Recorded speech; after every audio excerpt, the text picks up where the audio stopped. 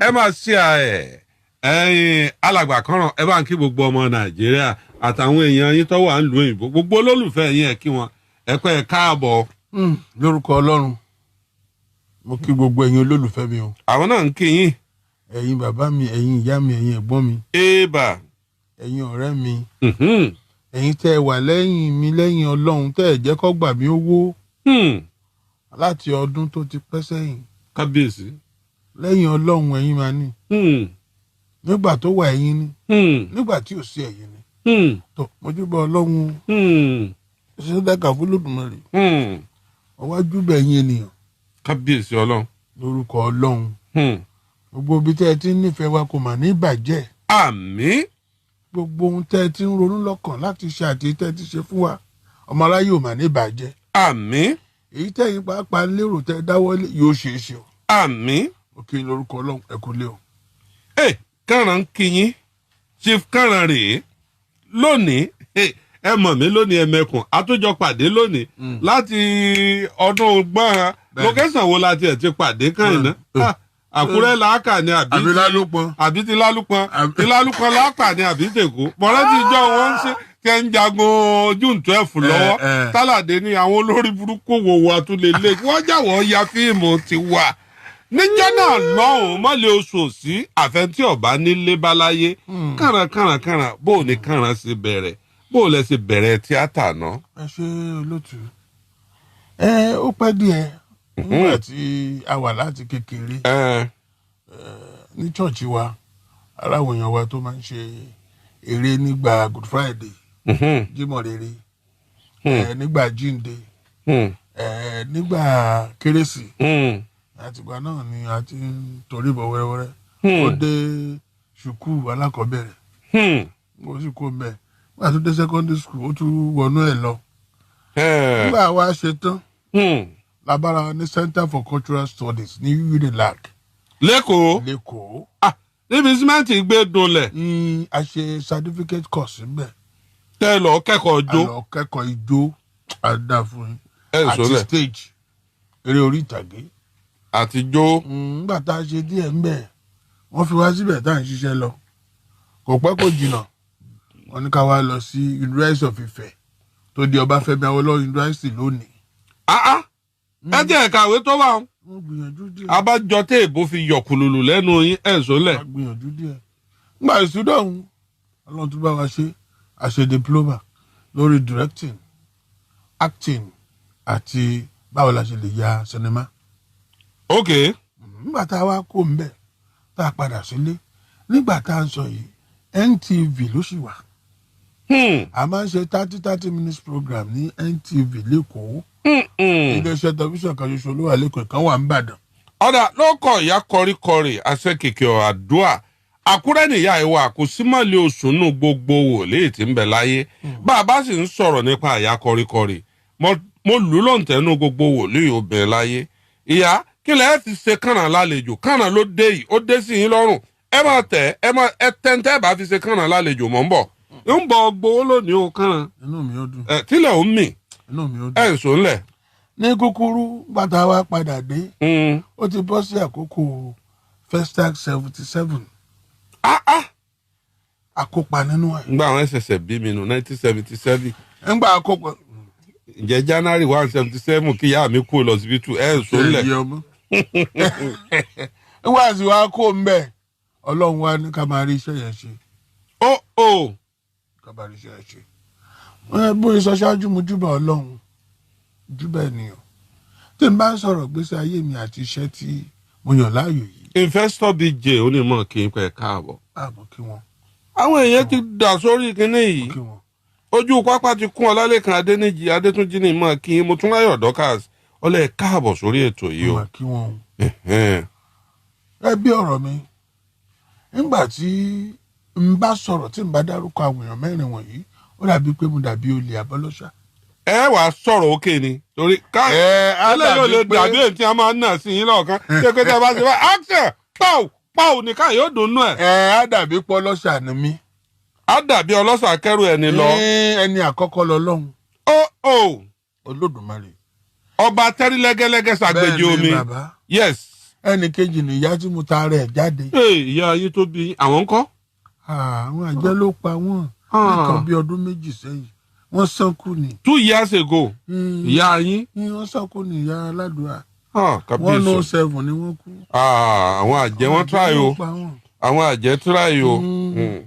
a sì fẹ́ ká ró wọn ò gbà. kọ́ríkọ́rí ẹ máa pé mo dúpẹ́ mo ṣubú lajẹ́. mo dúpẹ́ mo ṣubú lajẹ́ o. ìyá àṣẹ kìkì àdúrà bọ̀mọ́ kẹ́ríkẹ́rí ó ní ká send account number yín ó lóun ó fowó sí ní ìsìn ó ní òun ó fowó sí ní ìsìn ìyá yìí fẹ́ sẹ̀yìn lọ́wọ́ ìyá yìí níjọ́ tó dẹnu studio yìí tó nawọ́ méjèèjì báyìí lẹ́yìn ìgbà tí studio yìí jóná ó ní bí ó ní ilẹ̀ bí yóò di gold ó padà dà bẹ́ẹ̀ àdúrà tó gbàǹjọ náà ó dínà apára rẹ̀ ọ̀ka mọ́ àṣẹ kìkì ọ̀rọ̀ kóríkọrì bàbá àṣẹ kìkì àdúrà yìí kò pé méjì ìlú Àkúrẹ́ wọn wà àti ẹ̀jọ́ ṣeré lọ́dọ̀ wọn jọ kan ń sọlẹ̀ káwọn send account number à ń bọ̀ ìyá. ní kúkúrú ẹni kẹta òun lẹ̀gbọ́n mi ọmọ ìyá bàbá mi. ọmọ ìyá yín ọmọ bàbá yín. à ń pè ní Yẹmí Rẹ̀mí. àwọn náà ọmọ wò yín bí wọ́n bá wà báyìí. wọ́n wò mí báyìí. ẹni tó wá gbẹ̀yìn tí mo ní n ò gbọ́dọ̀ gbàgbé láàrin àwọn mẹ́rẹ̀ẹ̀rin yẹn. àwọn ni olóògbé Àyànfẹ́mi Òróníyì Phillips tó dá ẹgbẹ́ òṣèré Òṣùmàrè sílẹ̀. kábíyèsí Olódùmarè. ìyàwó àmì ọkọ ìyá Rainbow. ọkọ ìyá Rainbow. bẹ́ẹ̀ni. ọ̀gá yín nù. ọ̀gá mi ni. olókọ yín bẹ́ẹ̀ yẹn ṣe mọ̀ art. ṣé ọ̀pá wa ti bẹ̀ láti yunifásitì. ṣùgbọ́n pé Ọlọ́run pé a jáde sí gbòòrò. àwọn lọ́lọ́run lò. Abdulrasaq Saliu ọlẹ́jà ńlá mo tún gbé lónìí. ṣe ń fún mi wagon ó ní well done bàbá yìí. Múránà Àjàgbé ó ní Ọlọ́run yóò máa fún yín ṣe sà. Ṣẹ́gun Arúlẹ́wọ̀ ó ní bàbá kànrán God will bless you more. Amen. In Jesus name. ẹ̀ ń sọlẹ̀. tó àwọn mẹ́rẹ̀ẹ̀rin wọ̀nyí wọ́n ṣe pàtàkì nínú ayé mi. so níjọ́ kan ṣá àti lọ ṣe àwọn kinní kan tá à ń pè ní 26 episode. àti ṣe fún NTV ní Yorùbá. Lagos State wá fẹ́ ṣí tẹlifíṣàn àti ilé rédíò. wọ́n wá ní ká tún kọ ìmí ìwá àwọn eré àbáláyé. àtúkọ fún wa tún ṣe kí la ya eré tán fún lólóògbé bá tẹ́rí gbàṣọ. kábíyèsí Ọlọ́run Fọláṣadé Jíbódù ó ní Chief Kànrán ó ní God bless you ó láwọn ń kéyìn láti America United States of America. I salute you my sister. àwọn olólùfẹ́ yìí ti ń sarajọ káàkiri àgbáyé lónìí Kànrán ẹni tẹ́ ẹ ti rí fọ́dún 15 20 ọdún lónìí lẹ́ẹ̀ pàdé lórí ìkànnì. mo máa dúpẹ́ lọ́wọ́ yín. Ọlọ́run ló ní orí bẹ́ẹ̀ ẹ̀ ń sọ́lẹ̀. ni bàbá yìí bá tẹ́rí gbàṣọ. ìyẹn Philip. bàbá Àyànfẹ́mi Òróníyì Philip. nígbà tí bàbá yìí kú tán àwọn NTV wá ní rédíò àti NTV tó ṣì ń jẹun tàbí ṣàwọn ẹlẹ́yìn ló bá jóná. ó jóná. ń bọ̀ wá jóná wá ní tò ká wá tún àwọn eré ọ̀hún ṣe.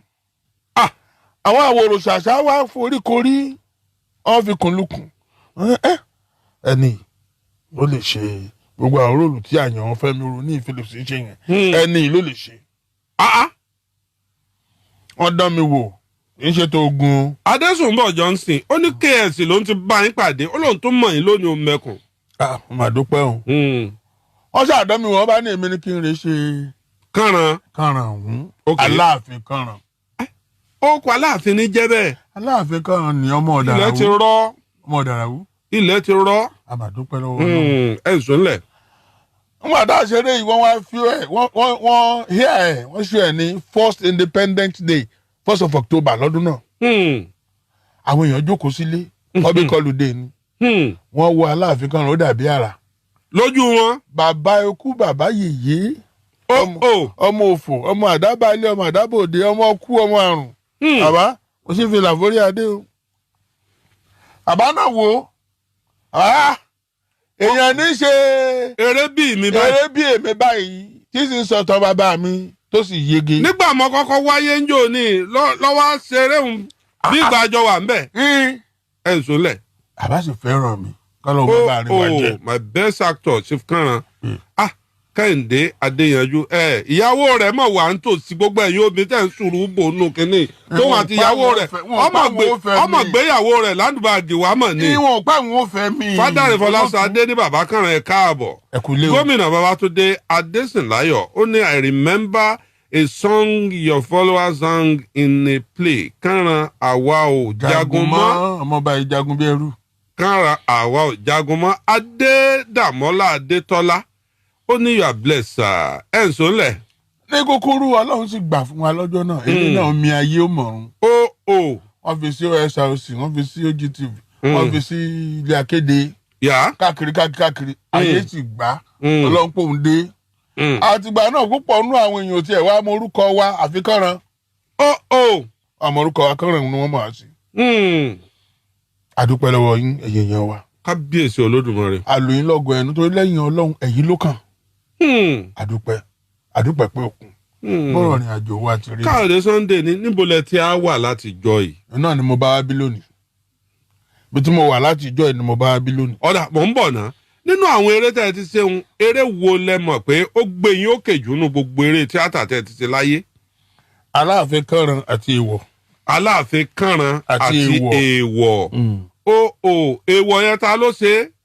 Gbẹ̀ngà Adéwùsì ni ó kọ. Aláàfin Kànràn yẹn ta ló ṣe? Òṣùmàrè tíátà. Ẹ wá tún yà ń fíìmù. Àti ìyá ní fíìmù láti gbà náà. Orí ìtàgé náà lẹ ti ń ṣe. Tẹlifíṣàn àtòrí ìtàgé láti ṣe. Àwọn èèyàn ń béèrè fún padà. Mo rò pé ọmọ ọ̀nà Ọ̀yọ́ báyìí ni ọ̀gá yín olóògbé Olúfẹ́mi Phillips yẹn. Ọmọ Awẹ́mà ni. Awẹ́ la bí mi sí nítòsí Ọ̀yọ́. Awẹ́ ni. Wàrà bẹ̀ mo sì mú dàgbà. Awẹ́ ni bàbá. Kábíyèsí Olódùmarè. Mo Awẹ́ ni. Wọ́n ní àwọn kan ń jẹ̀kú díẹ̀ ta ní jẹ tiẹ̀ láàyè. Sàkáríyàwó Akeem Gbọ́láhàn ó ní bàbá Kànràn ọlọ́lọ́run ọmọ nífẹ̀ẹ́ yé. Àmì Ọlọ́run. Táyọ̀ Ajẹ́dìran ó ní where are you been bàbá Kànràn ó ní I grow up watching your movie. Fọláṣadé Babátúndé ó ní bàbá God bless you jàre. Èmi ní fi ń ṣe ẹ̀yẹ́ ń gbà mọ́lẹ̀ múyàwó yín lọ́wọ́. Ọmọ májẹ̀mú ó ní wow my father. Abíọ́dún Saheed ó ní ẹ káàbọ̀. Isaac Adégbètẹ́ ọmọ ó ní Kànràn is one of the best actor ní tóun ever wò nínú fíìmù láyé. Alex Tọ́pẹ́ Akíndé ní Kànràn máa wọlẹ̀. Wálé Moff Adéwálé ó ní Kànràn ilẹ̀ ti rọ́ kíní ń gbéra wọn mì ń gbéra wọn sáré. Aláwìyé Akínyẹmí ó ní I love this man die. Adéwálé Lateef ní bàbá you are welcome. Regina Olúdáre ní mo ti míìsì Kànràn jù. Àwọn obìnrin Ọlọ́run má jẹ́ wọn fọ́ fóònù yín mọ́lẹ̀. Ọ̀dà ẹ̀ ríran wò. Àwọn tí wọ́n pè wọ́n ti míìsì yín dákú yìí. Táyọ̀ olóòtú ẹ kú iṣẹ́ o Ọlọ́run á máa ràn yín lọ́wọ́. Ọ̀dà Kànràn ní ẹ̀wá kọ́rọ̀ ó lè bá a yá. Níjó nínú yín dùn jù tẹ́ ń ṣe tíátà. Nígbà tẹ́ ẹ ti ń ṣe tíátà níjó nínú yín dùn jù. Gbogbo ọjọ́ tí n bá ti kó ẹ̀kú wọ̀ báyìí inú mi á máa dùn. Tẹ́ ẹ bá ti bẹ̀rẹ̀. Tí n bá ti wọ ẹ̀kú ẹ̀. Mo rántí pé ẹ̀ ń ya fíìmù kan ẹ lọ yà nílé ọba tó kú yẹn ọba kan tó kú lẹ́kọ̀ọ́ Onísọlọ̀ Òfìsọlọ̀ ẹ wá wọ àwọn aṣọ àtàdé ọba àti ẹnìkan wá jáde bóyá àbúrò rẹ̀ àbí ìyàwó wọn ni ọba bu ẹkún gbà á pé sọba tún jíǹde ni kí ló fà á. Ọlọ́run ni ní nǹkan bíi 2016 mo kọ́kọ́ ṣe kan náà ní 2015 nígbà ayé bàbá wa tó ṣílẹ̀wọ̀ tó wàjà Ọọ̀ni Síjú Adé ìjọ́un. Bá a ṣe wà ní palace tá à ń ṣùtù báyìí táwọn èèyàn wọlé ń ṣe ni wọ́n ń dọ̀bálẹ̀. Yàgbó mo fẹ́ sọ̀rọ̀ àwọn ẹni kan máa sọ̀rọ̀. Ẹni tí mo wò àti jókòó mi lórí àpèrè bàbá. Ìjókòó yẹn. Òun tún lọ. Pẹ́ kò jìnnà. Àtúnyà mi ńgbà tí Ọọ̀ni tó wà lórí ìtẹ́ yìí tí wọ́n débẹ̀. Ẹjọ́ àwọn èèyàn kan sáá fọlọ́hún. Èyí tí ọlọ́kọ̀ọ́kọ́ ní kíní ṣe. Ẹni ẹ̀wá kọ́rọ̀ ó lè yá Kànràn. Níjọ́ tí ẹ bá ti wọ kọ̀stúùmù inú yín máa dùn jù. Fún iṣẹ́ tí mo fẹ́ ṣe. Onítíátà wo lẹ bá lọ àjọṣepọ̀ jù láyé tí ò sírú ẹ̀. Bàbá jẹ́ kó sáré sọ̀rọ̀ àárín yẹn. Fún iṣẹ́ tí n máa ń ṣe. Tí n bá ti wọ aṣọ báyìí inú mi máa ń dùn. Tá a bá parí iṣẹ́ yẹn inú mi máa ń bàjẹ́. Kí ló dé? Nígbà tí wọ́n pè mí ní olówó tí mo sì wọ aṣọ owó wọn kó oríṣiríṣi ilé tá a wà bóyá ilé ẹlẹgánsà ni àbí kankan adébìkan afẹ́yàṣẹ́ ń jẹ́ kan èmi ò mọ̀ pé ọwọ́ lógiri rìmóòtù báyìí á máa ṣí tọ́ílẹ̀tì àwọn ọdún tọ́lẹ̀tì ó dàbí pálọ̀ níwájú ọlọ́run àtẹ̀yìn àrí tọ́lẹ̀tì àrí kankan tẹlifíṣàn ló wà lápá òsì rẹ̀ gbogbo ẹ̀ ń tutù yìí bá padà ẹjọ́ tọ́lẹ̀tì mi náà ní ọba mú mi padà sí tọ́lẹ̀tì báyìí tẹkiní ọ̀ báyìí ó sì fò òkè ó fò òkè tọ́lẹ̀tì ló fò òkè báyìí ní kúkúrú inú mi bàjẹ́. Kábíyèsí ọ kí ló fa ìbànújẹ́ ń. mo sọ fọlọ́run jọ́nà mi ní ọlọ́run má ṣe mí lé ẹni tí àti olówó sọ mí dọlọ́rọ̀. Mo sọ mí di big man actor. Lákòókò tí mo wí àwọn olè bá mi fa nǹkan o. Tó pọ̀. Kábíyèsí olódùn. Kó tó wá dé tó ṣẹlẹ̀ lọ́wọ́lọ́wọ́ yìí. À ń bọ̀ ńbẹ̀ mo ń bọ̀ ńbẹ̀ mo fẹ́ kí àwọn èrò tó wà lórí ìkànnì yìí kí wọ́n jábà ní kí n tó àmẹ́nu lé gbogbo ń tẹ̀ bá wa lò. Kárọ̀ níjọ́ tí inú yín máa dùn jù nígbà tẹ́ ẹ bá wà nù costume. Bẹ́ẹ̀ni. Nígbà tẹ́ ẹ bá wá bọ́ costume lẹ̀ tẹ́ ẹ bá wọṣọ tara yín inú yín wà. Náà tàbí àbàjẹ́ àmì èmi èé lo aṣọ èèyàn tààrà o.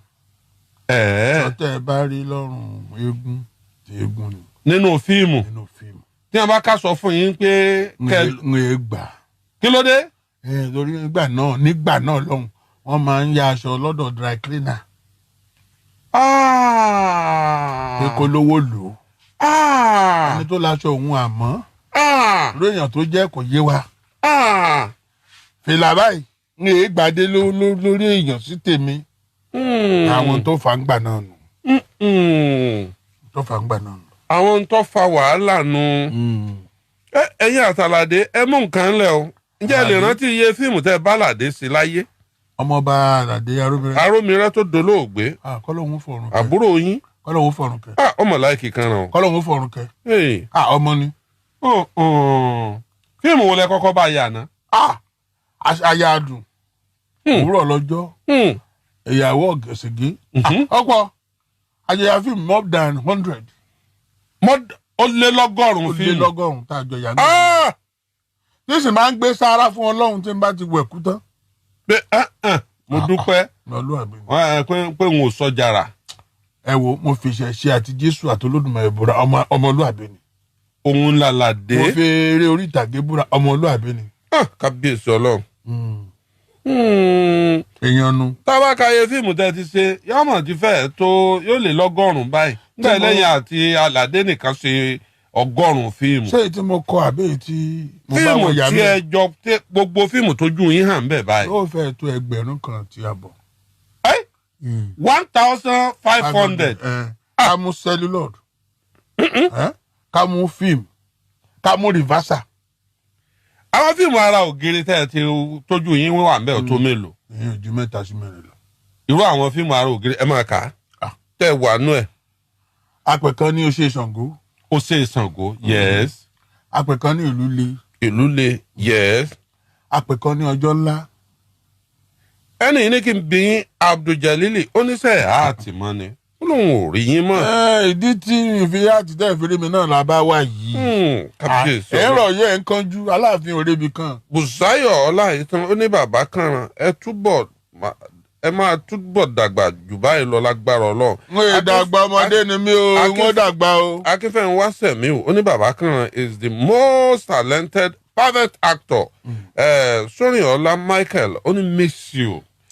Àwọn èèyàn àwọn obìnrin mọ̀ wá àmọ́ miss yóò ṣe pé iṣẹ́ kérúbù kan dún lára yín tí ó á jẹ́ pé àwọn obìnrin miss yín. Ọlọ́run ni. Ẹni ẹ̀wá kọ́rọ̀ ó lè yá. Ní ìsìnkọ́ ló wà nílẹ̀. Wọ́n lágbàlagbà kérúbù tọmọ nípa àtọlẹ̀dọ́lẹ̀ kérúbù ní kàràn wọn lálàgbà ní kàràn. Bàbá àdúrà ni. Abájọ àti gbogbo ìgbà tí nǹkan dún yẹn iṣẹ́ kérúbù Séráfù wà lára ẹ̀. Ó wà lọ́wọ́ Ọlọ́run. Sísà ṣe ń wúkọ̀ Moses yín kọ́. ń bẹ lọ́wọ́ Séráfù. Ẹ máa gòkè Agelu bẹ́ẹ̀ ṣe wà. Àtọ́lọ́kọ́lé ń bí àtàgélú àtẹ̀rìmọ̀. Ọlọ́nkọ́lé ẹ̀rìmọ̀ Agelu. Ètò wà ń lu tápà àtúngùn. Lórí òkè náà ẹ fẹ́ máa dé Tondo State tí í ṣe jẹ́ ìlú bàbá yìí ṣe jẹ́ ní wọ́n gbọ́ Ìgbò àrẹsẹ̀ parí eléyìí o. lóòótọ́ kábíyèsí Olódùmarè. nígbà tí n ò lóògùn tí n ò sì níṣẹ́rẹ́ tí bàbá àti ìyá mi fi mí sínú pé bọ́nà ọba díjú kágbàwẹ̀ kágbàdúrà. ọ̀dọ̀ ẹ̀kọrin sẹ́ráfù kan kí wọ́n lè mọ̀ pẹ́yìn ẹ ti dé ẹ̀kọrin alàgbà sẹ́ráfù kan tí ó milẹ̀ táwọn èèyàn mọ̀ pẹ́yìn ni. mo ṣe Orímọládé ni olùkọ́ wa Ọlọ́run rán ọ sáyé iṣẹ́ ìdún láti dẹ́gbẹ́ yìí sílẹ̀. kábíyèsí Ọlọ́run. Kérúbù Séráfù ló sọ orúkọ ẹgbẹ́ náà. ẹja dómẹ̀. ó tó bẹ́ẹ̀ Chief Kànà ó ní kí ló dé tẹ̀ wá nù fíìmù mọ́ àwọn èèyàn ń béèrè àwọn ò rí Kànà mọ́. àlọ́ náà làbẹ́ ọ̀nà mo bá wá bí. Kànà o eku òkè bí eku ẹyẹ òkè bí ẹyẹ èèyàn fọ̀n bí èèyàn mọ́ kí ló fà á. kò yé mi ó rújú. ìyá kọríkọrí ọláwọ ọmọ Mósè èsè tẹ̀yìn àwọn orin kérúbù kan wà tẹ́ ẹ bá fẹ́ kọ́ bá ń orí èèyàn ó sì wó èèyàn ọ̀fẹ́ máa sunkún kí ló fà á ná. èmi sì wà ń bẹ̀. ọ̀rọ̀ àti ẹ̀mí wà ń bẹ̀. mi sọ àwọn kan tí ó kàn jẹ́ pé àmúlùmálà wọn pọ̀ o.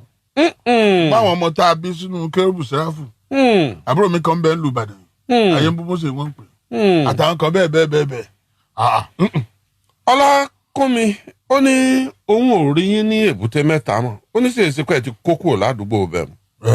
ọ̀rọ̀ ti kọjá bẹ́ẹ̀. ọ̀rọ̀ ti kọjá bẹ́ẹ̀. ọ̀rọ̀ tó bá kọjá ẹkún ẹ̀rín láàárín ẹ kàrán bó o là á ṣe bó o lè yàn gbègbèsè ayé gbà tí gbogbo nǹkan fi eku òkè bí eku ẹyẹ òkè bí ẹyẹ èèyàn fọ̀n bí èèyàn kí lẹ fẹ́ bá àwọn olólùfẹ́ yín sọ àwọn lẹ fèsì. ẹ̀yin olólùfẹ́ mi nílé ẹ dákun torí t'Ọlọ́run ẹ gbà mí o nǹkan ń ṣe mí o. ẹ má ké bẹ́ẹ̀ ṣe ké gbẹ́ ẹ fẹ́ wọ studio tí mo ní tẹ́ ẹ bá ké bẹ́ẹ̀ ń pè wọ́n pa kámẹ́rà n ò sì ní interview yín mọ́ ń gbọ́ wọ́n ní akọni ojú akọni ìsoje gbogbo bó ti wulẹ̀ orí ọkùnrin láàmú ọkùnrin nìyẹn Kànà kí ló ṣẹlẹ̀. mẹ́wàá ṣẹlẹ̀. ẹ sáwò. ní nǹkan bíi. Kúdóró Olúwaṣẹ́gun láti Houston ní Texas ó ní Chief Kànà mò ń wò yín ọlẹ́ káàbọ̀ sórí ètò yìí Salau Lateef ní láti Èkó mo ti ń wò yín báyìí ó lóun ti míìsì Kànà jù George Rẹ̀mílẹ́kún ó ní Ọlọ́run Kérúbù Séráfù ó lóun ṣeun mo tún rí Kànà. Olúwa ṣeun ní nǹkan bíi ọdún méje sẹ́yìn gbogbo nǹkan dàrú fọ́tà mi ṣàìsàn dúpẹ́ lọ́wọ́ Ọlọ́run mi ṣàìsàn àìsàn tí yóò gbé mi lọ síbítù àbí tí wọ́n máa dá ọjọ́ fún mi Ọlọ́run jẹ́ kí n ṣe gbogbo tí ń ṣe mí ju àìsàn lọ. nítorí máa ń ṣe èèyàn tí ọjà àìsàn lọ wà bíi kíni. ní nǹkan bíi ọdún 6 sí 7 báyìí. Ọlọ́run gbé bó ṣe ń ṣe dé láti ọwọ́ àwọn èèyàn kan lára wọn ni màmá wa Esther Ajayi lára wọn ni Jagaban Tinubu lára wọn ni àwọn èèyàn díẹ̀díẹ̀ ṣùgbọ́n ohun tó Ọlọ́run ṣe láti ọwọ́ wọn ni pé ń bó lẹ́gbàá látijọ́ yìí. wọ́n ràn yín lọ́wọ́. wọ́n ràn mí lọ́wọ́ ní agbára wọn tí ó sì kọjá òye tèmi. wọ́n tún fi yín hàn jáde. àní tó kọjá òye tèmi. kábíyèsí Olódùmarè. ṣé rí ìyá tí ń sọ yìí lẹ́yìn Ọlọ́run. ìyá àdúrà worldwide. lẹ́yìn Ọlọ́run. ìyá mi ìyá tí ń dúnnú studio yìí nù níjọ́ tí mo pàdé ọkùnrin kan. mo tẹrí bá o. níjọ́ mo pàdé ọkùnrin kan àtòbìnrin kan ìjọ́ náà láyé mi yí padà ọ̀dọ̀ tún ẹ pé kí n sáwò mo pàdé Olúgbò ọba àgbò ọba tí fọ nínú àrá ọba tí dádé owó rẹ̀ mọ́ ọba àti kábíyèsí o. kábíyèsí. kùtùkùtù ọba Ìgbò ọ̀sán gan ọba Mákín ìjọ tí mo pàdé ẹ̀ inú mi dùn mo jẹ́ èèyàn mo wá pàdé ìyá tó ń pè Esther Ajayi lọ́ba fọba lé ibi tí tèmi ti da tán yányán nù. ìyá gbìyànjú fún mi. Kànà lónìí lẹ pàdé aládéhùn yín. àmín Olúwa. lónìí lẹ pàdé olùrànlọ́wọ́ yín aṣọ ọ̀pọ̀ pẹ̀lú olùrànlọ́wọ́ orí síìtì tẹ́ ẹ jókòó sí ni bàbá aṣòwé jókòó sí aṣọ́pọ̀ pẹ̀lú olùrànlọ́wọ́ ẹ̀ àìmọye èèyàn ló jókòó sórí síìtì tó ti dáa fún aṣọyín pọ̀ lónìí pẹ̀lú olùrànlọ́wọ́ yín yóò rí bẹ́ẹ̀. amen. ọyà ìṣòlẹ̀. bàbá yìí gbìyànjú gẹ́gẹ́ bí mo ṣe sọ èmi àti Steve Ojo tó ní Galaxy iṣẹ́ pawápọ̀ àṣẹ àwọn èèyàn díẹ̀ bẹ́ẹ̀ kí ló fà á nígbà náà ni pé odidi ilé mi jóná. àǹtọ́ fẹ́ kún nìyẹn. lẹ́yìn ọdún bíi mẹ́ta ìyẹn ti ń lọ bí ọdún mẹ́ta sí pàtàwà yìí. ilé jóná complete. látòkè délẹ̀. tẹ́ níyàwó fún ọmọ fún oníkálukú sá fún yín. lẹ́yìn yẹn. nígbà ẹ sọ́dà àárín ibìkan mo ní ẹ stop ẹ̀ nígbà tó di pé mò ń lọ rèé sunú ṣọ́ọ̀ṣì pẹ̀lú star tí mo ní. ẹni lọ yẹ dákun. kábíyèsí olódùmarè. nígbà wá dáárín kan studio tí mo ní ta kó equipment sí. tẹ́ ẹ tún fi ń jẹun. ta fi ń ya fíìmù ta fi ń edit ta fi ń jẹun ó tún jóná. ṣé ẹnìkan ránná sí yín ni. mi ò mọ. kí ló dé. mi ò mọ. nǹkan dé o. lọ́wọ́lọ́wọ́ báyìí láti bí ọdún kan àbọ̀ ṣọ́ọ̀ṣì ní sùn tí ń jí. La ilaha illallah Muhammadu Rasulullah sallallahu alaihi wasallam. mi ní èèyàn kan pé kó sọ pé mo nílé lórí mi ní. ṣọ́ọ̀ṣì lẹ ń sùn báyìí. ṣọ́ọ̀ṣì ni mi sùn. mi ì dẹ̀ lówó láti fi rẹ́ǹtì ilé. ó lè tó bẹ́ẹ̀. ó lè jù bẹ́ẹ̀ lọ. àti jẹ àti mú ń kọ́. kò yọjú rárá. ṣùgbọ́n bọ́dì yìí ti kó bá yín. tipẹ́tipẹ́ lélẹ́yìí. bọ́dì yìí parọ́ mọ́ yín. tipẹ́tipẹ́ ẹ̀yìn parọ́ mọ́ mi náà mi mọ́.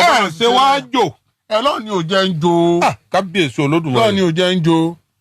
ṣé ẹ wá gbọ́ nínú mọ́tò bíi mẹ́rin V8 Sienna Pathfinder gbogbo ẹ̀ mo ṣe ń sọ̀rọ̀ ẹ̀ láti bí oṣù mẹ́rin kò sí kankan mọ́. nígbà mùjísọ̀ ọlọ́run dé ìkọ̀ọ̀kan ní gbogbo rẹ̀. èyí tó nọ́ọ̀kì èyí tó jóná. ìtẹ́tà mọ́ bẹ́ẹ̀. èyí tí mo tà ká fi jẹun. ká fi jẹun. wá sí èèyàn kankan. kábíyèsí olúwa. mo wá rí i pé. Olúmídé Òkúsànyà ó ní ẹkún gbẹ̀wọ̀n òun sunkún ó ní wáò kẹ́mi jó ó ní wáò ẹ̀ ń sọ́lẹ̀. mo wá rí i pé. ẹ já ọkọ play music díẹ̀. gbé kínní ń kúrò lójú kan náà gbé kínní ń kúrò lójú kan náà gbé sójú mi. ẹ̀yin olólùfẹ́ Kànràn ọ̀dọ̀wọ́ yín ẹ̀yin olólùfẹ́ Kànràn o torí wípé ń bọ̀ àwọn ládẹ́ẹ̀dẹ̀ ó sì dáa báyìí ẹ ti wo Kànràn ẹ ti gbádùn rẹ̀ inú yín ti dùn ara yín ti yá ẹ ti wo Kànràn inú yín ti dùn ara yín ti yá ó ti dádìílé yín ó ti pàdílé yín lẹ́rìn rí ó ti fún yín láyọ̀ rí ẹ dáyọ̀ padà sígbésí ayé Kànràn o ṣé ẹ lákàn nọ́mbà ń bì. mo ní. ẹja ṣe báyìí èmi bí ẹnìkan mo bẹ̀rẹ̀ látọ̀dọ̀ mi gbé kíní kúrò lójú Kànràn tí ẹ bá rọ́ mi lójú ẹ̀ ọ̀daràn ẹ bẹ̀rẹ̀ látọ̀dọ̀ mi màá 100,000 sínú àkáǹtì yẹn nísìn ẹ kọ àkáǹtì nọ́mbà yẹn kí wọ́n kọ jáde ọ̀yá ẹ kọ àkáǹtì nọ́mbà yẹn jáde ẹ kọ màá 100,000 sí nísìn nígbà tọkùnrin ń sunkún bọ̀lọ̀bọ̀lọ̀ báyìí nǹkan mọ̀ dé o nǹkan dé o ẹ̀yin ẹ bá wọn kọ́kọ́ kọ̀rẹ́ẹ̀tì Kànràn wọn ní ẹ fà àkáǹtì nọ́mbà yín ránṣẹ́ àwọn èèyàn ti ń béèrè àkáǹtì nọ́mbà wọ́n ní may God bless you Olúwatóyìn wọ́n ní nǹkan dé o. ẹ̀yin olótù ẹ àjẹkọ rí mi kí n sọ̀rọ̀ díẹ̀. ọ̀ya ẹ gbé sójú Kànràn ẹ má sọkún bí o mo fọlọ́ ń bẹ̀yìn ẹ jọ̀ọ́ màá fún yín 100,000 lápò ara mi. mo ti gbọ́ ó ti mo rí rèé nípa ọmọ Nàìjíríà mo rí pé wọ́n máa ń fẹ́ràn káwa òṣèré ká ṣàìsàn. a ní ẹ farabalẹ̀ sọ̀rọ̀ ẹ jọ̀ọ́ wọn ò ń fẹ́ kẹ́ ẹ ṣàìsàn wọ́n ran ẹni tó bá ṣàìsàn lọ́wọ́ ni sáwa lè rí wọn bú bí. tàbí kéèyàn kú kó tó ràn lọ́wọ́. ẹ ní kú ẹ ní ṣàìsàn. ẹ̀yin èèyàn wà nílé. wọ́n ní ẹ send account number wọ́n ti ń béèrè account number yìí wọ́n ti ń béèrè account number ẹ jọ̀ọ́ ẹ bá ń pa account number. èmi ò ṣe tán kú àmọ́ kò yẹ kí n kọ̀ wà láyé asán àyè ṣá. ò ní wà láyé asán ò ní wà láyé asán. ẹ dákun ẹ ràn mí lọ́wọ́ kíṣẹ́ mi ó dìde. Kẹ́hìndé Olúṣẹ́gun Akínrẹ̀mí Diamond Access Diamond ẹ kọ sílẹ̀ o ẹ gbọ́ o Access Bank. Access Diamond ẹ kọ sílẹ̀ 0104830658 ẹ tún gbọ́ lẹ́ẹ̀kan sí o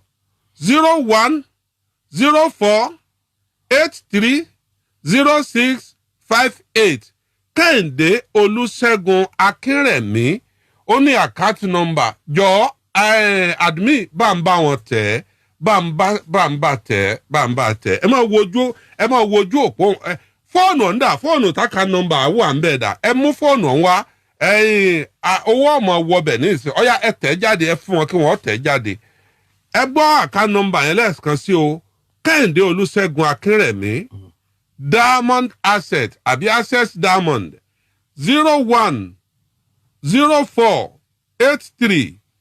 0104830658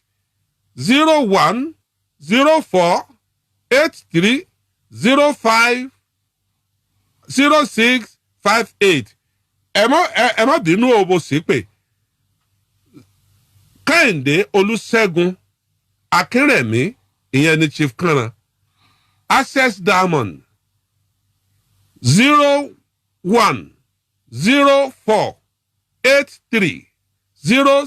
0104830658 ẹjọ ẹ bá wọn tẹ̀ kó ẹ bá ń tún ẹ má bá ń tún tẹ̀ ẹ má bá ń tún tẹ̀ Kanran o mo fẹ́ kó wọ́n máa dúnú àkáǹtì yẹn báyìí ẹ má bọkùn jẹ́ o ẹ jọ. mi ìwówó tí mo jẹun. owó tí mo fi padà di èèyàn ni mò ń wá. Kábíyèsí Ọlọ́run. ó kù díẹ̀ ní ọ̀tá mi ò bá máa ṣagbe láàrin ìgboro. ẹni star yẹn ni ó dín yín lọ́wọ́. kò ṣeé ṣe bẹ́ẹ̀. ẹ ń sùn nù ṣọ́ọ̀ṣì bí ẹ bá fẹ́ ṣèṣọ́jí ńkọ́ ẹ jáde kúrò ní àbíbò lẹ́sìn. máa wọṣọ àdúrà náà ni. ẹ jọ mọ ṣèṣọ́jí. àjọṣe sọ bá ń ṣe tán wọ́n sùn. Kábíyèsí Olódùmarè èrò kó èrò ọ̀fà wọn ò wá máa wojú yín pé Chief Kanran kọ́ yín ni tẹ́ ẹ bá sùn nù ṣọ́ọ̀ṣì. wọ́n wò mí. Olódùmarè. wọ́n wò mí. ẹ̀yin èèyàn olólùfẹ́ Kanran dọwọ́ yín bí ojú ọ̀bá tẹ̀yìn gbẹ̀tì ojú ò gbọ́dọ̀ tèkó láéláé ẹ má jẹ́ kó ju ó ti Kanran ẹ jọ̀ọ́ ẹ ṣàánú ẹ ṣàánú Kanran ẹ má jẹ́ kó ju ó ti Kanran ẹ jọ̀ọ́ ẹ dákun torí Ọlọ́run ẹ bá wa ṣàánú wọ́n ní ká ẹ fi account number yẹn sójú screen ẹ jọ̀ọ́ kábíyèsí Abíọ́lá Adélékè ó lóun ti transfer 10,000 naira sí ní ìsìn ẹ máa dúpẹ́ lọ́wọ́ wọn o. ẹ ṣé o Adélékè ẹ ṣé. David Babatunde Efrata wòlíì olókìkí please do something wòlíì yìí nínú ààwẹ̀ ó fún un lówó nínú iléyá ó fún un lówó ó ra ọ̀pọ̀lọpọ̀ ráìsì ó rà á fáwọn tẹ́bi ń pa ó fún àwọn a máa daṣọ bòyàn nígbà tó tútù bá fẹ́ mú wòlíì Efrata olókìkí wòlíì ni ó wà ní Manchester ibẹ̀ ni wòlíì yìí wà ẹ̀yin èèyàn òkè ẹ jọ ẹ bá ń pè ní account number visual exam only I was just crying can't believe people are so cruel Lincoln Abiodun ó lóun ti send 50,000 sí yín nísìn ẹ wojú ẹ máa wojú kíní aago yín dà his phone number sir I cannot send from UK unless I had his number ọ̀ya ẹ sọ phone number wọ́n ní ká ẹ sọ phone 080 33 plus 23480 plus 23480 33 33 200 200 625 625 ó tán 625 ẹ tún pè plus 234 80 80 33 33 200 200 625 625 ẹ jọ̀ọ́ ẹ̀yin nọ́mbà Kanran nu àkáǹtì nọ́mbà ẹ̀ náà wọ́n ti fi sí i. ẹ gbà mí o kò sí mọ́tò kò sí ilé o ẹ gbà mí o. gbogbo nǹkan ti tán ẹ̀yin wòlíì Efrata is a good man ààrẹ látòsà lọ sọ bẹ́ẹ̀ gbogbo wa yìí ló fún lówó ọdún bá a ṣe pọ̀ tó yìí ọ̀tán lọ́ọ̀yà Tókunbọ̀ Lágbáyé kò ní bàjẹ́ fún ọ láyé wọ́n ti fún yín 50,000 lọ́yà Tókunbọ̀ Lágbáyé ó ní í ṣe gbogbo èèyàn láàánú ní ìlú London gbogbo àwọn ọmọ wa tí wọn ò bá mọ̀ gbé padà Ọlọ́run rán lọ́yà yìí sí wọn ó ti send 50,000 Zaid Kọ́láwọlé ó ti send 5,000. ẹ ṣé o ẹ ṣé o wàhálà this is a terrible situation for Chief Kànràn please our wealthy people should do something now. ẹ̀yin náà ẹ ṣe tiyín ẹ má wo tẹ́ńtọ́ bẹ́ẹ̀ bá mọ́wọ́ kúdúrú báyìí bọ́ bá so mi lẹ bá lè fún yẹn pure water ẹ fún ẹ mọ Adétúgbọ̀ Adésànyà Tèmítọ́pẹ́ ó ti sẹ́ndì 10,000 naira.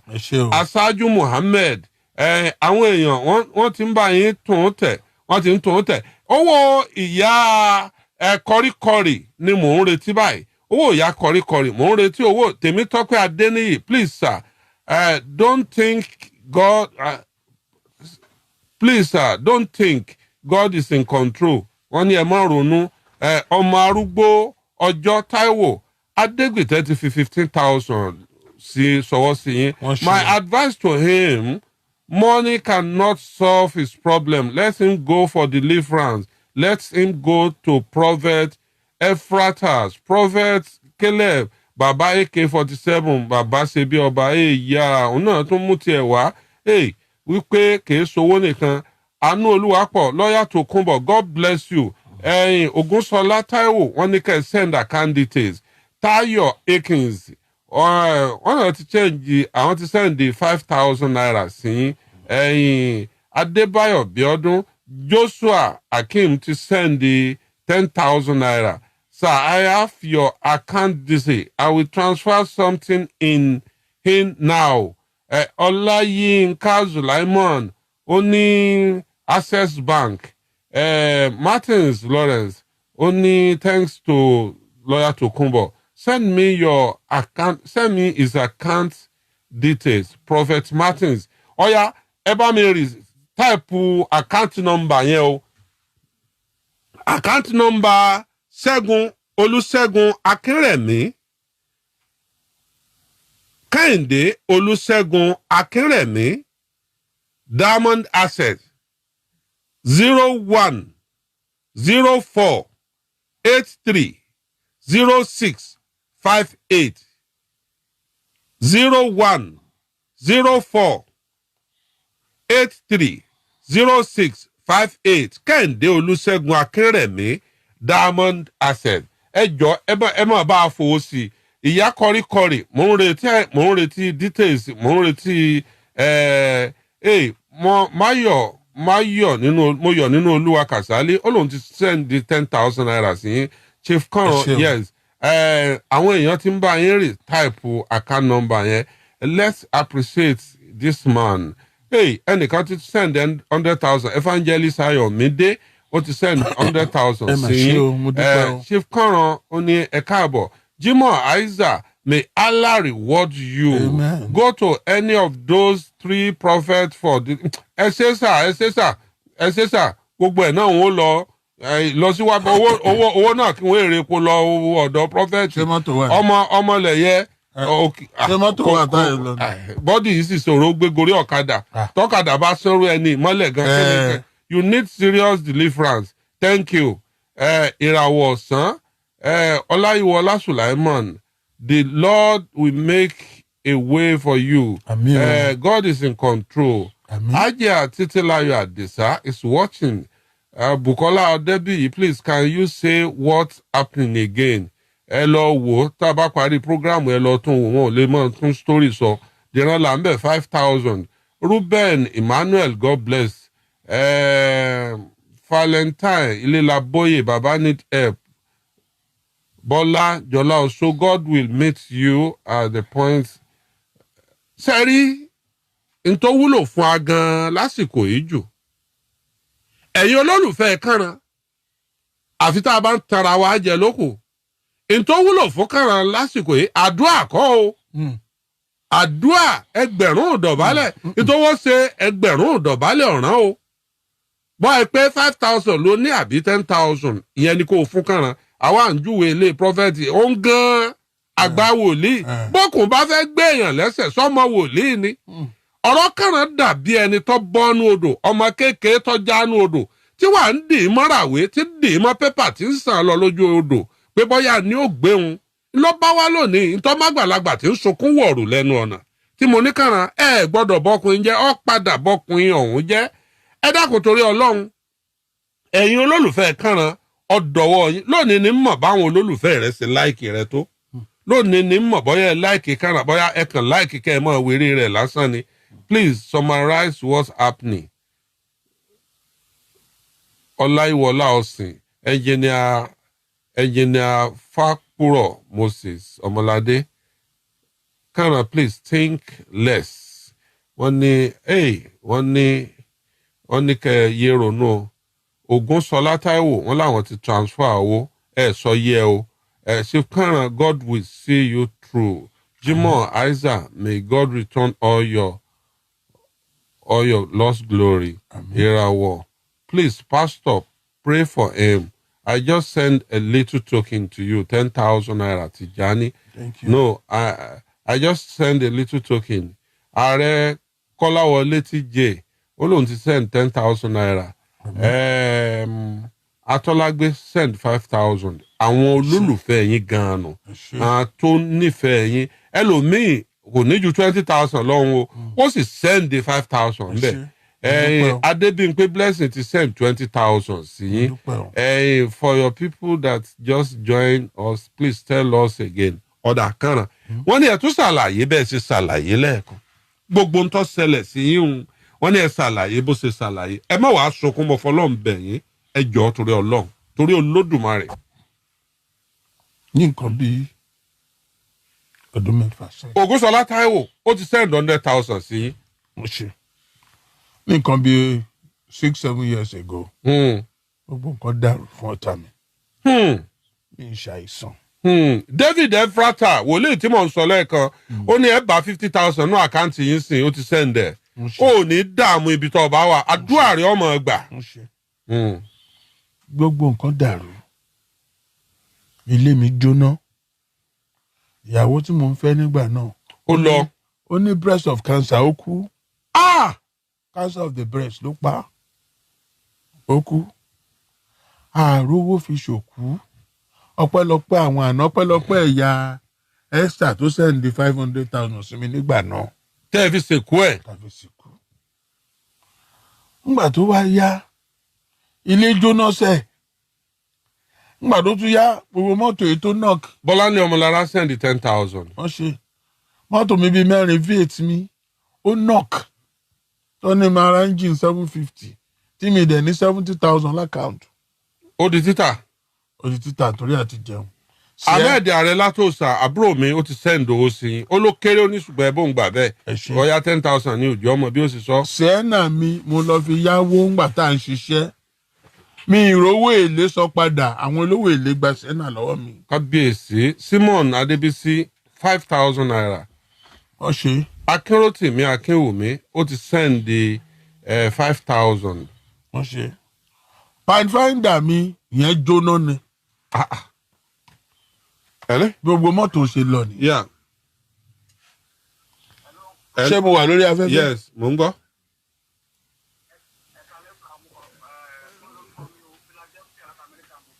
Philadelphia láti Amẹ́ríkà. ok.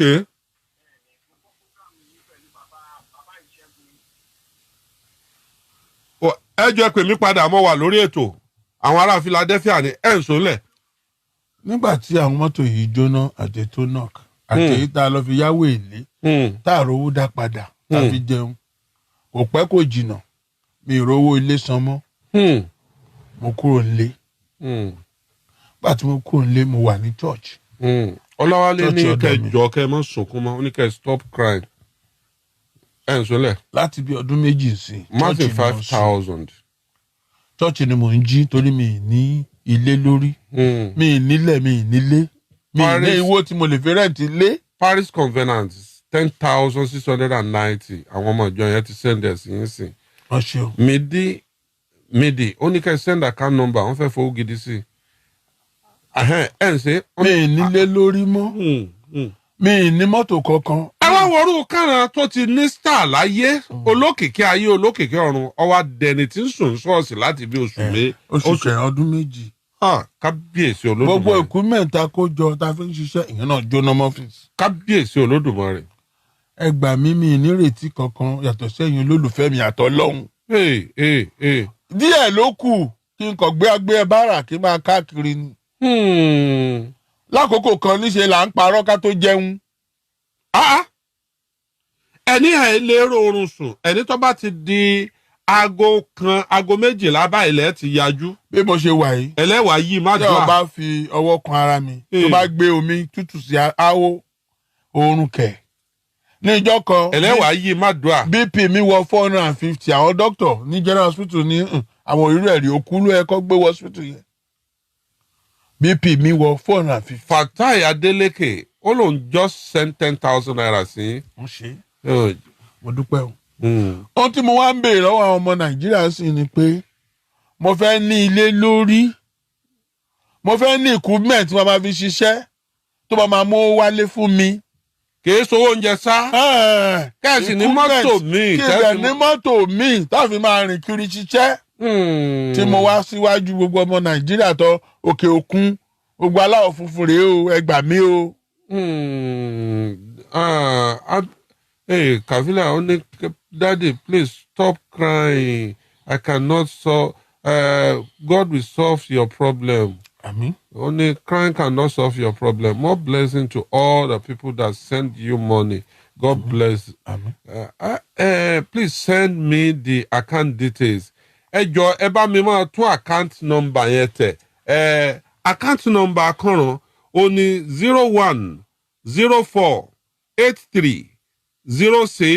0104830658 Diamond Access Kẹ́hìndé Olúṣẹ́gun Akínrẹ̀mí àwọn náà ni wọ́n ń pè ní Kánà ẹ máa send owó yẹn sí ọyà ẹ bá ń send the account number yẹn ẹ bá ń resend the account number yẹn bọ́sẹ̀ sàn ni ó ní please stop crying ẹ jọ̀ọ́ owó ni kẹ́ ẹ fi ránṣẹ́ àdúrà náà dáa ṣùgbọ́n lásìkò yìí owó là ní èdè daddy stop crying àrọwà yìí náà tó nígbà tẹ́ ẹ wá lẹ́ẹ̀rọ pé ẹni àwọn dókítà sọ pé tẹ́ ẹ bá fẹ́ kẹ́mi yín ogun àfi kẹ́ ẹ mú wàhálà yìí kúrò. wọ́n ní kí n mú ọkàn mi kúrò nínú gbogbo ọmọ kò ṣeé ṣe. ṣọ́ọ̀ṣì mò ń sùn. ṣọ́ọ̀ṣì ni mò ń sùn. ẹ ló mú odidi dókítà tó sì omi ń jáde lójú ẹ lọ hospital pé ó ló sọ pé ẹ lọ sọ pé kẹ́ ẹ máa lọ gbogbo owó treatment yìí òun ọ̀sán pé sọ wá yẹ pé irú kánà tó ti ṣe gudugudu méje yàyà mẹ́fà. mo ṣe ń bá yín sọ̀rọ̀ yìí mi ì lè ṣe bí bàbá fáwọn ọmọ mi. kábíyèsí olódùmarè. ìdẹ̀ṣẹ̀ mi nǹkan ní nǹkan mọ́yàn. mo lè ṣe ènìyàn kì í ṣe ọlọ́run o torí mi perfect gbogbo ẹnikẹ́ni ènìyàn kẹ́nìyàn tí bá ṣe ẹ foríjì mi o. kábíyèsí ọlọ́run ẹ foríjì mi. kábíyèsí ọlọ́run ẹ jọ̀ọ́ ẹ bá ń tú kànràn lẹ̀ ẹ jọ̀ọ́ ayé ẹ bá mi tú lẹ̀ inú mi bàjẹ́ ètò òun ò ní lè jù báyìí lọ bóyá bíi náà ni Father please if it's possible to ask one of your girls to write his account number on the paper and have it display on screen because I couldn't see it that hacker are trying to hack and input wrong account number. Hacker kò sí hacker kankan account number tí wọ́n ní kí wọ́n send lélẹ́yìí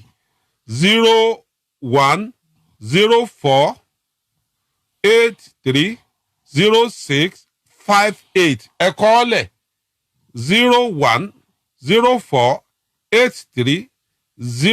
0104830658 Diamond Access Kẹ́hìndé Olúṣẹ́gun Akínrẹ̀mí lórúkọ tí ó bá jáde ẹ má jẹ́ kẹ́nìkan kò sí nǹkan sẹ́nìkan kan tó fẹ́ kò sí nǹkan kan tí account number rẹ̀ nu àwọn èèyàn ti ń send your account details Lord will strengthen you. Amen. Phone number wọ́n ní kẹ́ ẹ send the phone number yín náà wípé phone number yín náà kẹ́ ẹ pè fáwọn. 080 080 33 33 200 200 625. 625 látòkè òkun. Yomi Oba, only please end this program. People will rally around him. I am very sure. That's all. Olotu, I'm not happy. I'm not happy. Kò sẹ́ni tó wà happy. Ọlọ́run yóò ṣàánú wa. Ọlọ́run yóò ṣàánú wa. Chief Kànràn, account number yẹn ni. Account number yẹn ni. Ṣé ẹ lè rí báyìí?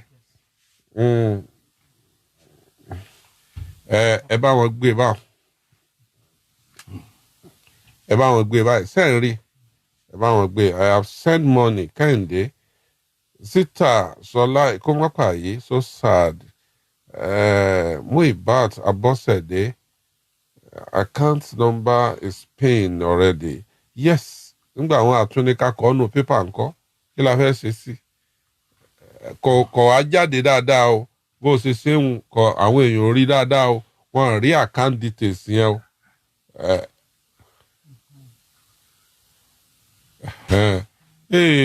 Prophet Bisi wọ́n náà ti send 10,000. Bisi Aláwìyé prophetess Bisi Aláwìyé Àlùkò ó lóun ti send 10,000 naira sí yín nísìnyí. Sita Èkúmọ́pàyé ó ní bàbá ó ní ẹ fọkànbalẹ̀. Unique Adégbọ̀rọ̀ ó ní send your account details. Diméjì Ọládọ̀tun Ephrata have sent you your message on WhatsApp. I am going to send certain amount, Daddy. Your divine helper will come. Amen. Today, Fenwa, Olon to send the 51,000 naira now. Sure. I will call you.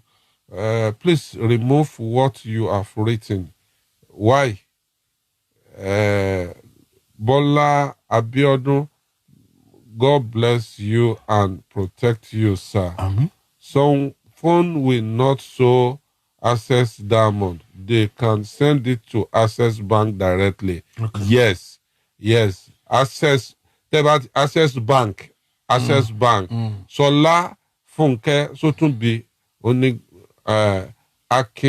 Akinku Owo Adewale Oni is clear. Okay. Oyebo Adebayo Oni, this life is terrible. Bọ́láńlé Ọmọlára Ọlọ́run á dájú gbogbo á dá gbogbo ìkólọ yín padà. Àmín. Ọlárótìmí Olújìmí will send you a little I have. So sorry about that. It's clear. Kànràn ẹ̀jẹ̀ àlọ́ orí èmi náà ti fẹ́ máa wú. Highly emotional. Victoria Adeleke wọ́n náà ti send 20,000 naira.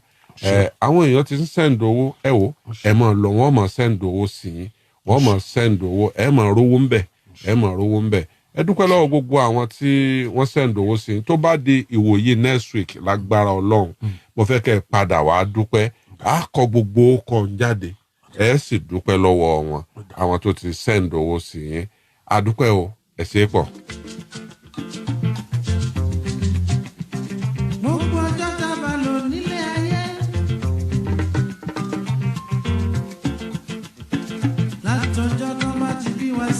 tó Akọ́láwọlé olóòtú ọmọ àdábánijà mọ̀ ń lọ wá mọ̀ ń bọ̀ wá tó bá tó wákàtí tó bá tó bí 30 ṣẹ́jú mò ń mú wòlíì olókìkí kan bọ̀ nǹkan ju nǹkan lọ ẹ bá ń pè wòlíì bàbá wákàwá ẹ pé kí wọ́n wá gbàdúrà fún Chief Kànràn pé wòlíì Ayébúmọ́sẹ̀ wá torí ohun Ọlọ́run lohun èèyàn àwọn èèyàn ní kí a pe àwọn wòlíì kí wọ́n gbàdúrà fún yín. I will send you money. Fọláṣadé Olúbùnmi ó ní òun ti send owó sínú àkáǹtì yín. Thank you. Toyib Ọláìdé so Allah